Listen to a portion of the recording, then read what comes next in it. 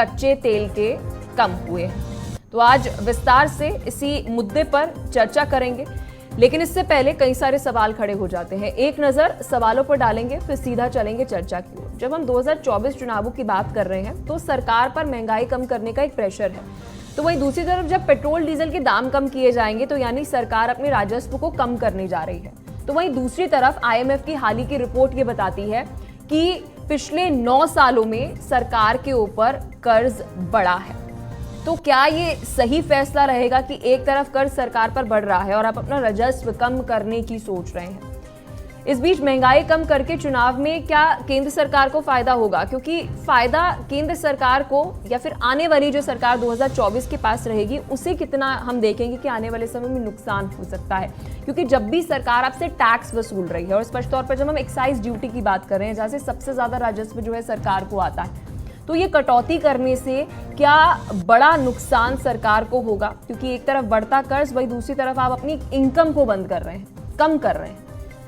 इस बीच इतनी बड़ी कटौती से आने वाले समय में क्या होगा, ये भी हम इकोनॉमिस्ट से जानेंगे कि क्या महंगाई कम होगी, हमारी इकोनॉमी में कितना असर पड़ते हुए नजर आएंगे। अर्थशास्त्री हमारे साथ जुड़ेंगे, ये सवाल का जवाब भी आपके सामने रखेंगे। चुनाव खत्म होते आप क्या फिर से दाम बढ़ा देंगे? क्योंकि चुनाव से पहले आप ये फैसला ले रहे हैं। पिछले 19 महीने के अंदर सरकार द्वारा जब लगातार हमने देखा कि कच्चे तेल के दाम कम हो रहे थे, तब कटौती नहीं की गई। लगातार बड़ी बड़ी कंपनियां जो है वो मुनाफा कमाते हुए नजर आई, लेकिन जनता जो है वो महंगाई की मार झेलते हुए नजर आई। ये कई सारे सवाल हैं और इन सभी सवालों के जवाब जानना बेहद ज्यादा जरूरी है। आज इसी मुद्दे पर करेंगे चर्चा विस्तार से। हमारे साथ हमारे मेहमान जुड़ चुके हैं, परिचय आपको करा दे।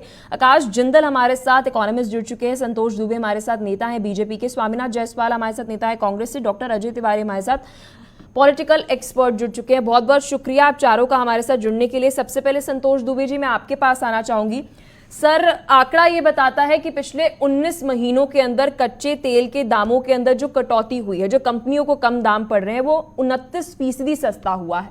इसके बावजूद भी सरकार ने कभी भी दाम नहीं कम करे, और अब जब 2024 चुनाव नजदीक आ रहे हैं तो अब जाकर आप कटौती कर रहे हैं।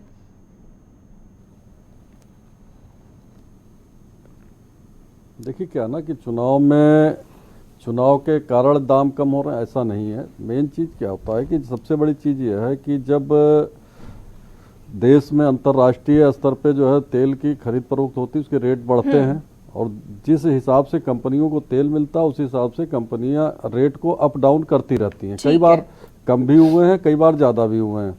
तो अब जो है क्योंकि कंपनियों ने ये जो मन बना लिया कि भाई हम तेल के दाम कम करेंगे, तो तेल के दाम कंपनी कम करे। भाई सरकार क्या कर सकती है? वैट कम कर सकती है, और जो GST लगता है उस पर कुछ कटौती कर सकती है।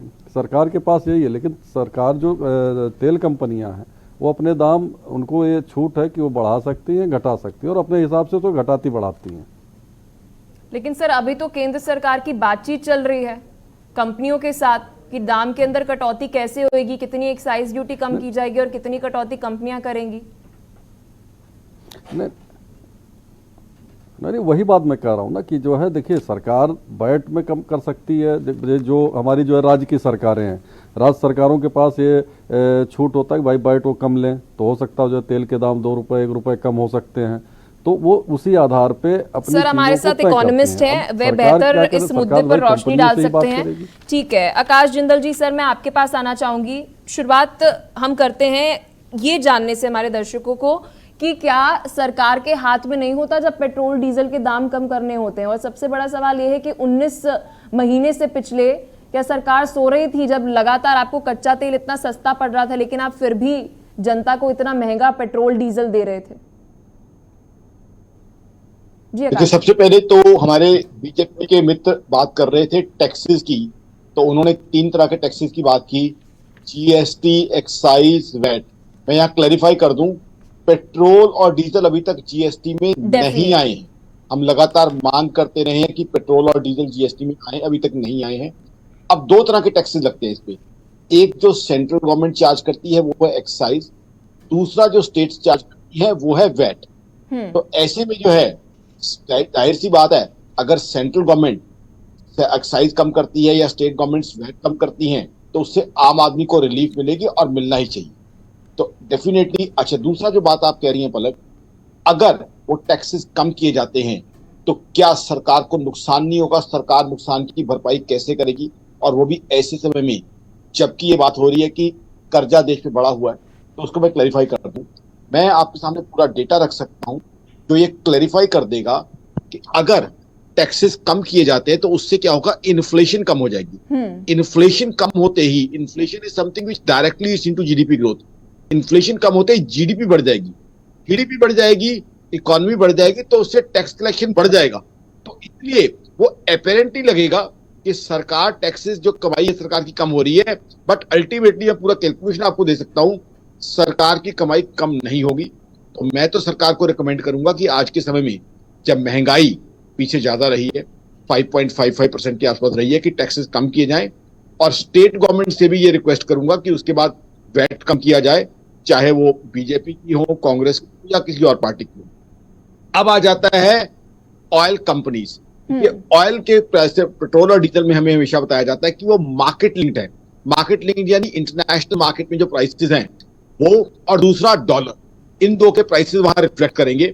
बस है क्या, हम इंटरनेशनल मार्केट से परचेज करते हैं और 75 to 80% विस्तार से हम बात करेंगे कि सरकार पर इस कम करने पर दामों को कितना बोझ जो है वो आएगा, और हमारे फॉरेन रिजर्व्स के ऊपर भी विस्तार से सर चर्चा करेंगे। कांग्रेस के हमारे प्रवक्ता स्वामीनाथ जायसवाल जी जुड़े हैं।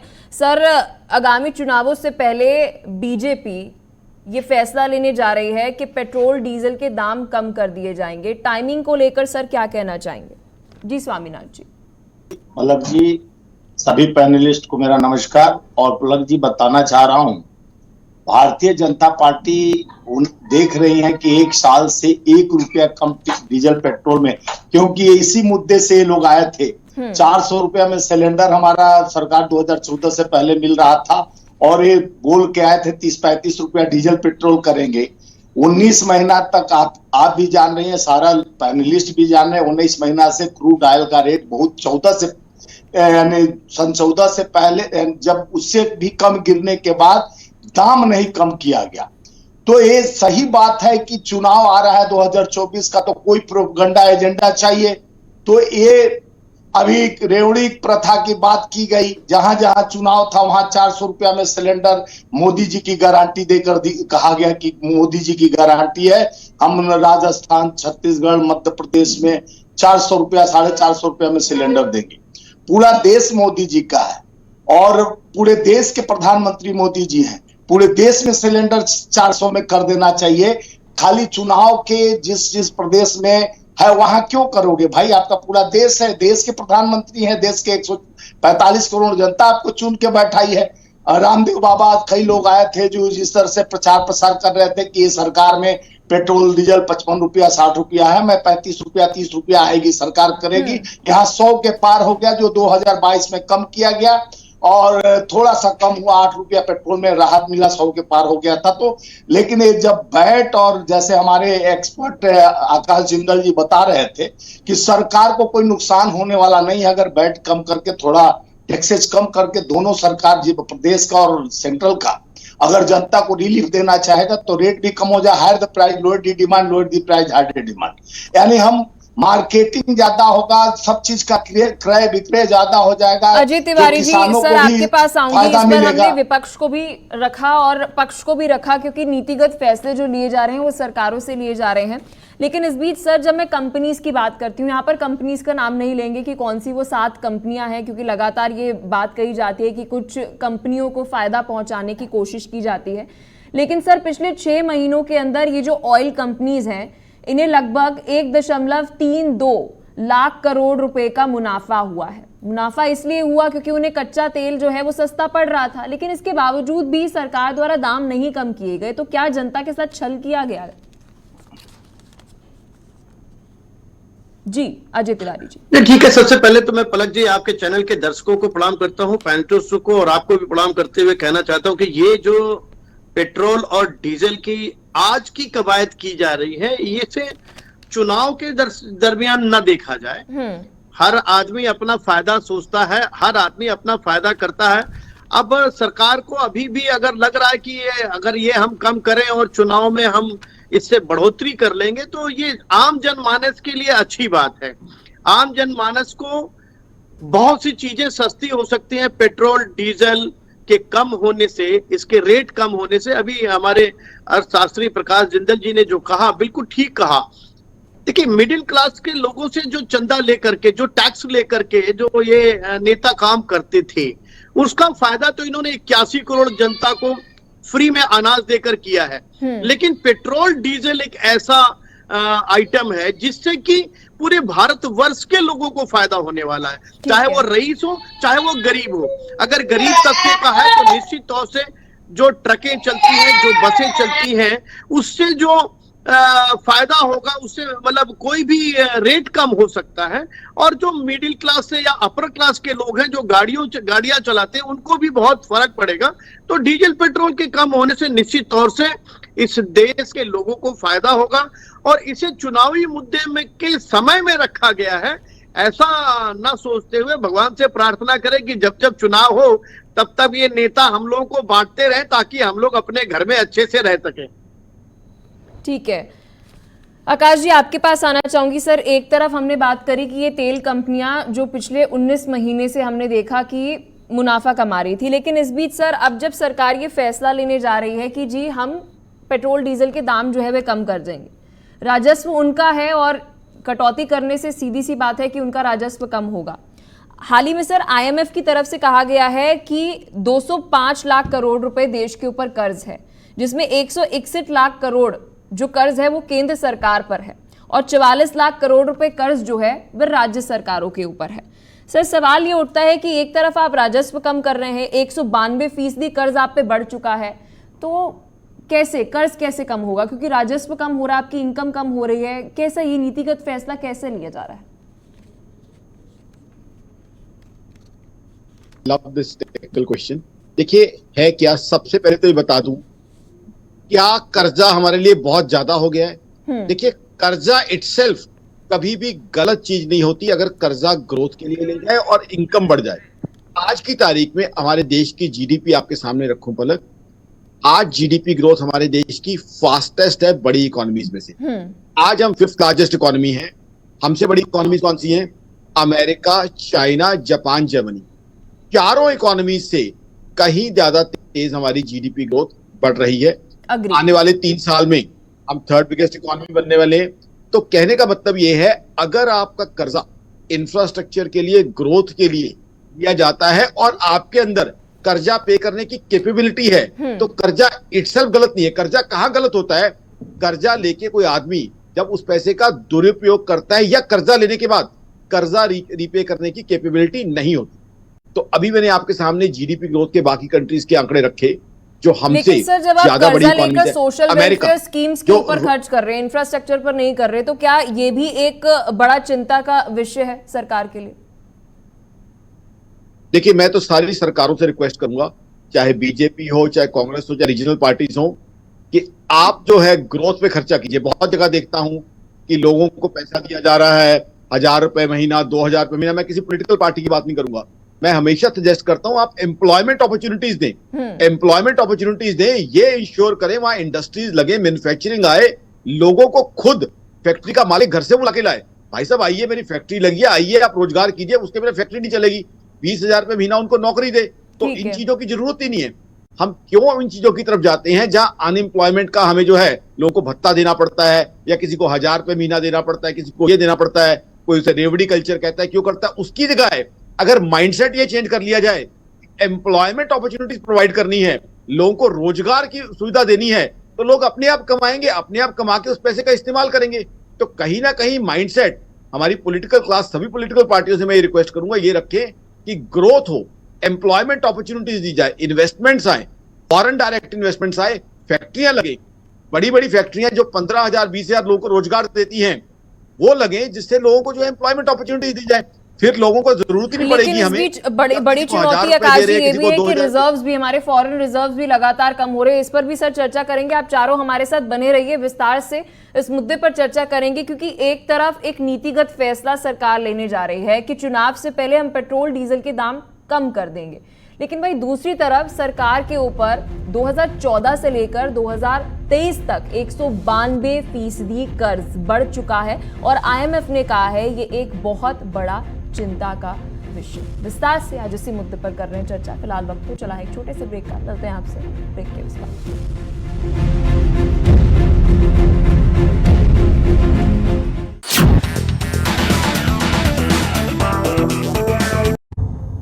ब्रेक के बाद एक बार फिर से आप सभी का JK 24/7 न्यूज में स्वागत है। लगातार चर्चा करते हैं बढ़ती महंगाई के ऊपर, जो नीतिगत फैसले चुनाव से पहले सरकार द्वारा लिए जा रहे हैं। मेहमान हमारे साथ जुड़े हुए, एक बार फिर से परिचय आपको करा दें। आकाश जिंदल हमारे साथ इकोनॉमिस्ट हैं, संतोष दुबे जी हमारे साथ नेता हैं बीजेपी से, स्वामीनाथ जायसवाल नेता कांग्रेस से, डॉक्टर अजय तिवारी हमारे साथ पॉलिटिकल एक्सपर्ट हैं। संतोष जी, आपके पास आना चाहूंगी। सर, एक तरफ ये फैसला लेने को आप तैयार हैं कि 19 महीने बाद सरकार जागी है और पेट्रोल डीजल के दाम जो है वे कम करने के लिए कहीं ना कहीं सोच रही है, तो वहीं दूसरी तरफ ये भी कहना है कि 9 सालों के अंदर 192% कर्ज हमारे देश के ऊपर बढ़ चुका है, जिसमें केंद्र सरकार का 192% कर्ज जो है वह बढ़ा है। लेकिन इस बीच सर बड़ा सवाल ये उठता है, राजस्व तो आप कम कर रहे हैं, फिर आपको 80 करोड़ जनता को फ्री राशन भी देना है, उज्ज्वला योजना के ऊपर भी काम करना है, कई सारी ऐसी सोशल वेलफेयर स्कीम्स हैं जो फ्री में खर्च की जा रही है, इंफ्रास्ट्रक्चर पर खर्च नहीं किया जा रहा। तो क्या फैसला है इस बारी, क्या सोच रही है सरकार आने वाले समय के अंदर? क्योंकि 2024 में अगर आप सरकार बनाना चाहते हैं तो इकोनॉमी के लिए जवाब जनता को देना पड़ेगा। जी संतोष। देखिए पलक जी, सरकार जो भी काम कर रही है वो जनता के हित को ध्यान में रखते हुए करती है। और जहां तक कर्ज की बात है, तो जो कर्ज सरकार लेती है तो सरकार कहीं ऐसी जगह उसको नहीं खर्च कर रही कि जहां पैसा डूब जाए। सरकार का कहीं ना कहीं उसके जो एक्सपर्ट हैं, जो उसके सरकार के साथ जो लोग काम कर रहे हैं, वो कहीं ना कहीं ये तय करते हैं कि पैसा ऐसी जगह लगे और जो टैक्स के रूप में सरकार को वापस होता रहे और उस पैसे का भी उपयोग किया जाता है। लेकिन रही बात जहाँ राशन बांटने की बात है, तो निश्चित ही गरीब जो हमारी जनता है, जो हमारी एक गरीब तबका है, एक पॉपुलेशन ऐसी है कि जिनके पास भोजन की व्यवस्था नहीं, तो ये भी सरकार वहां ध्यान देती है। और ये भी सरकार का सबसे महत्वपूर्ण कार्य है कि इस देश में कोई भूखा ना रहे। हर व्यक्ति को जो है रोटी, कपड़ा, मकान ये देने की जिम्मेदारी भी सरकार की है। सरकार ने अभी जो है प्रधानमंत्री आवास के तहत रोजगार दिया, लगातार हम जो है राशन दे रहे हैं लोगों को। तो ऐसा नहीं कि जो है सरकार जो है सिर्फ, लेकिन सर सवाल ये है, आप लगातार राशन दे रहे हैं, लेकिन आप उस 80 करोड़ जनता को उस योग्य क्यों नहीं बना रहे, उस काबिल क्यों नहीं बना रहे कि वे अपना राशन खुद कमा सके? आप एम्प्लॉयमेंट जनरेट करिए, स्किल डेवलपमेंट पर काम करिए, वे खुद अपना राशन खरीद लेंगे। निर्भर क्यों रहे आप राशन के लिए? देखिए वही बात मैंने कहा कि अभी जो है सरकार के एम्प्लॉयमेंट की भी व्यवस्था हो रही है। बहुत जगह हमारी फैक्ट्रियां लग रही, बहुत सारे सड़कों का निर्माण हो रहा है जिसमें लेबर लगे हैं, बहुत सारे हॉस्पिटल्स बन रहे हैं। लेकिन ये जब इंफ्रास्ट्रक्चर्स को लोग देखने का काम करेंगे तब तो पता लगेगा। अब वहां तक लोग जाएं, देखें कि जो है सरकार और भी काम कर रही है। जहां जो है हमारे मजदूर काम कर रहे हैं, हमारे लोग वहां लगते हैं और उससे पैसा जनरेट होता है। लेकिन कुछ आबादी हमारी ऐसी भी है कि जहां पे इस व्यवस्था की भी जरूरत है कि उनको जो है 2 वक्त की रोटी भी मुहैया कराई जाए, तो उस पर भी सरकार ध्यान दे रही है। वक्त की रोटी भी मुहैया कराई जाए तो उस पर भी सरकार ध्यान दे रही है। ठीक है, तो दोनों तरफ से स्वामीनाथ जायसवाल जी सर क्या कहना चाहेंगे, क्योंकि बड़ी कोई भूखा भी ना रहे, सवाल जो है। ठीक है संतोष जी, आपके पास आ रही हूँ, क्या कहना चाहेंगे जायसवाल जी? क्योंकि अक्सर सबसे ज्यादा सवाल जो है वो कांग्रेस ही उठाती है कि महंगाई, बेरोजगारी, अर्थव्यवस्था, ऐसे मुद्दों पर चर्चा नहीं होती है। लेकिन आज हम चर्चा कर रहे हैं। बीजेपी का ये कहना है कि अगर कर्ज बढ़ रहा है तो ठीक है, हम इंफ्रास्ट्रक्चर पर खर्च कर रहे हैं और सोशल वेलफेयर स्कीम्स पर भी खर्च करना जरूरी है। देखिए पलक जी, पहले तो आप ध्यान रहे हैं 14 से पहले जो था 34 करोड़ बेरोजगारी, गरीबी रेखा के नीचे लोग थे। अब 81 करोड़ लोगों को गरीबी रेखा के नीचे ला दिए। तो देश पर इतना कर्ज का बोझ जो 75 साल का 70 साल का राह पलापते थे, जहां 55 लाख करोड़ देश पे कर्ज था, आज 205 लाख करोड़ देश पे कर्ज हो गया। और उसके बाद ये मेक इन इंडिया बब्बर शेर लगाया गया और सारे जो स्ट्रक्चर की बात कर रहे हैं, फैक्ट्री, कल कारखाने, फैक्ट्रियां, कोरोना काल में 3300 फैक्ट्रियां बंद हो गई जो टैक्स के कारण, जीएसटी के कारण खुल नहीं पाया।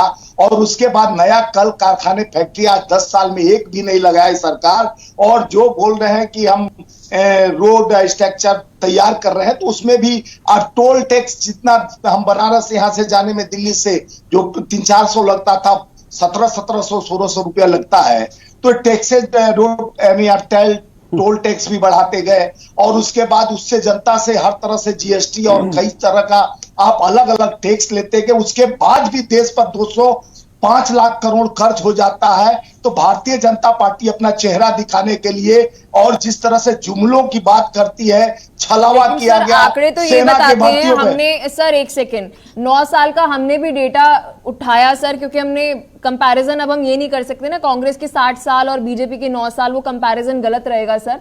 2013 से पहले जब हमने 9 साल उठाए सर, तो आपने ज्यादा कर्ज लिया था। कांग्रेस की सरकार यूपीए ने 21 लाख कर्ज लिया था और बीजेपी ने कुछ 19 लाख कर्ज जो है वो लिया। तो आप ये 19 लाख करोड़ कर्ज लिया सर।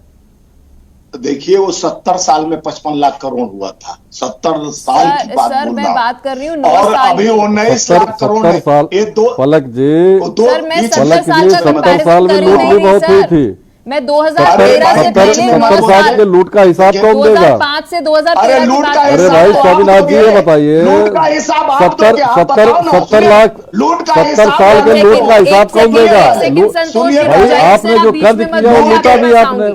जो 70 लाख करोड़ के लुटेरे थे वो डिप्टी सीएम हो जाते हैं। जो 20,000 करोड़ लाख करोड़ के लुटेरे हैं वो सीएम आप में बन जाते हैं। ये वॉशिंग पाउडर तो आपके पास पड़ा हुआ है। जितने लुटेरे हैं उनका गैंग बनाकर छगन भुजबल का ठीक है आईडी जयसवाल से जी, फाइल आपने मेरे गायब हो सवाल जाता का है। जवाब नहीं दिया लुटेरे सर। का यहाँ पर हम तो 70 आपका साल दे का रहा तो कंपैरिजन बीच में नहीं ये कर रहे बोले। सर।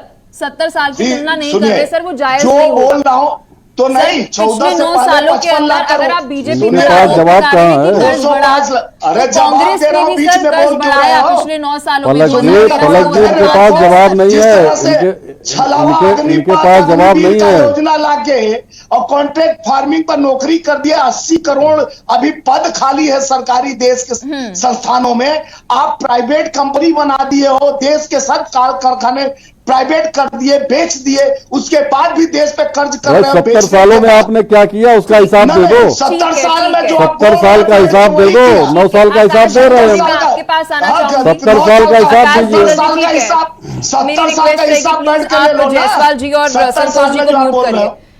आकाश जी, 70 साल हम का इस हिसाब वक्त दीजिए और- इकोनॉमिस्ट से समझना चाहेंगे कि लगातार बीजेपी पर यह आरोप लगाया जाता है कि आप हर एक सेक्टर को प्राइवेट कर रहे हैं। आप रेलवे को प्राइवेट कर रहे हैं, ऐसी हम इंडस्ट्री की बात कर रहे हैं, हम ऐसे सेक्टर की बात कर रहे हैं जो एक आम इंसान के लिए, गरीब इंसान के लिए, कि वो रेलवे से ट्रैवल कर सके, और आप उसे पीपीपी मॉडल के तहत लेकर आ रहे हैं। और कई सारे ऐसे सेक्टर्स पर आरोप लगा रहे हैं कि आप उसे प्राइवेट करे जा रहे हैं।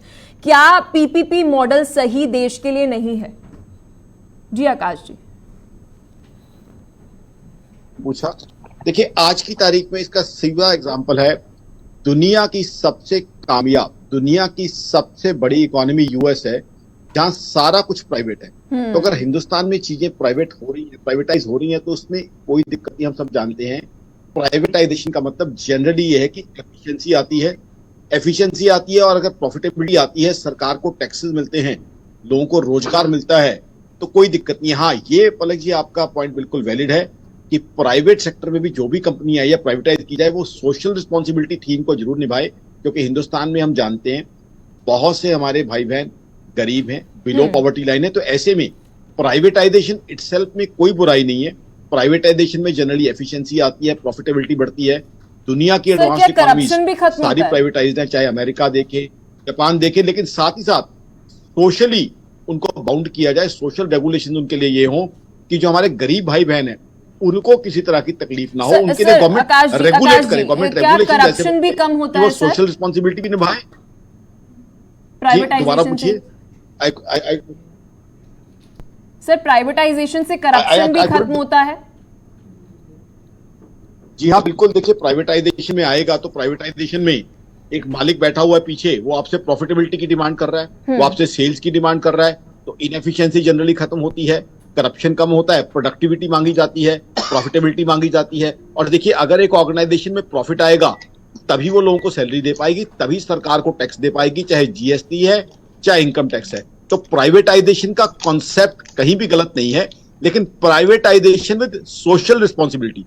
अगर किसी चीज को प्राइवेटाइज किया जाता है कि वो प्रॉफिट कमाती है, टैक्स देती है, साथ ही साथ जो उसका सामाजिक दायित्व है उसके लिए उसे रेगुलेशन रखे जाते हैं कि हाँ, गरीब लोगों को ये चीज इस लेवल पे दी जाए तो अच्छी चीज है, बड़ी अच्छी चीज है, तो उसमें तो कोई दिक्कत है नहीं है। क्या कहना दूसरी जहाँ चाहेंगे पे बात अजय आ जी? रही है- हमारे एक्सपर्ट का ये कहना है कि अगर आप प्राइवेटाइजेशन कर रहे हैं ये हमारी इकोनॉमी के लिए बहुत अच्छी चीज है, लेकिन कांग्रेस पिछले 9 सालों से राग लाप रही है कि जब से आप सरकार में आए हैं आप सब कुछ प्राइवेट कर रहे हैं, पीपीपी मॉडल क्यों अपनाया जा रहा है? नहीं, पलक जी, मैं बिल्कुल आकाश जी की बातों से सहमत हूं। प्राइवेटाइजेशन का मतलब ही यही होता है कि किसी भी व्यक्ति के ऊपर एक बहुत बढ़िया दबाव बनाया जा सके ताकि वो सेल्स अच्छा करे, प्रोडक्शन अच्छा करे और सबको एक साथ लेकर के उसकी ग्रोथ बढ़ा सके। तो इसमें कोई दो राय नहीं है। प्राइवेटाइजेशन करने से निश्चित तौर से भारत देश में अगर रेल प्राइवेट हो जाए या कोई भी चीज प्राइवेट, जिम्मेदारी दे दी जाए, बट जिम्मेदारी जिसको दी जा रही है उसके ऊपर भी नजर रखने के लिए सरकार को ये प्लान बनाना होगा कि जैसा आपने क्वेश्चन किया कि भ्रष्टाचार ना हो और रोजगार जिसको दिया जा रहा वो सही व्यक्ति को दिया जा रहा, तो ये बिल्कुल अच्छी बात है। जो भी व्यक्ति प्राइवेट का व्यक्ति अगर वो पूरा डिपार्टमेंट लेता है तो वो प्रॉफिट कमाएगा और प्रॉफिट सरकार को देगा, तो निश्चित तौर से सरकार का टैक्स बढ़ेगा, सरकार की इनकम बढ़ेगी और जब सरकार की इनकम बढ़ेगी तो विकास अपने आप अच्छी तरह से हो पाएगा। आज मान लीजिए 2 लाख इतने करोड़ का कर्जा भारत ने जो लिया है, तो अभी उन्होंने बहुत अच्छी बात कही कि कर्जा लेना बुरी बात नहीं है। कर्जा लेकर के बहुत से लोग व्यापार करते हैं, भारत देश भी कर्जा ले, कोई दिक्कत नहीं है, लेकिन कर्जे को एडवर्टाइजमेंट में मत लगाए, गलत दिशा में मत खर्च करें, कार्य। चलिए, बहुत शुक्रिया आप चारों का, आपने इस महत्वपूर्ण मुद्दे पर अपना कीमती समय दिया और विस्तार से चर्चा की, क्योंकि बेहद ज्यादा जरूरी है। जब हम चुनावों की बात कर रहे हैं तो हर एक पार्टी का जो ये दावा कर रही है कि हम सरकार बनाएंगे, उनकी पॉलिसीज सरकार की तरफ इकोनॉमी को लेकर और इकोनॉमी के साथ साथ बढ़ते पेट्रोल डीजल के दाम जो कम किए जा रहे हैं, आने वाले समय में हमारी अर्थव्यवस्था पर इस पर कितना असर पड़ते हुए नजर आएगा। आज विस्तार से इसी मुद्दे पर करी चर्चा। फिलहाल के लिए चर्चा में इतना ही। देखते रहिए JK24/7 न्यूज।